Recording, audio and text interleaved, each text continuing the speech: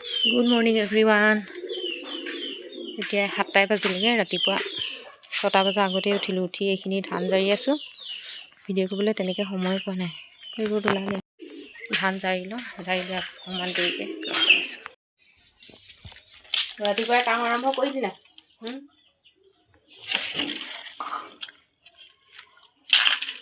চাহপাতবোৰ কি কৰিছা? আৰু পানী পেলাইছা? এইবোৰ মোহাইছা, কাম কৰিছা? বাজি কোনজনী টিফিন হৈ গ'ল ৰেডি। ইয়াত আৰু কেইটামান থাকিলে, পানী গৰম কৰিছোঁ, চাহ খাব।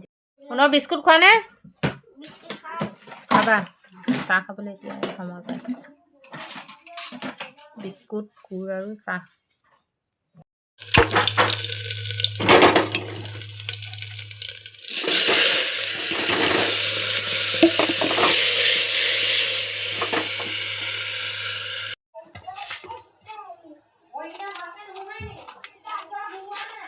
দুপৰীয়া ভাতৰ যা যোগাৰ, এই বন্ধাকবি কাটি আছোঁ, এইফালে ভাত, দাইল আছে।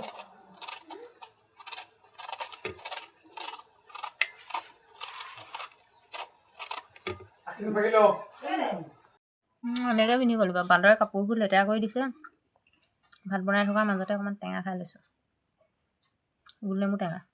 মই বান্দৰটোক একদম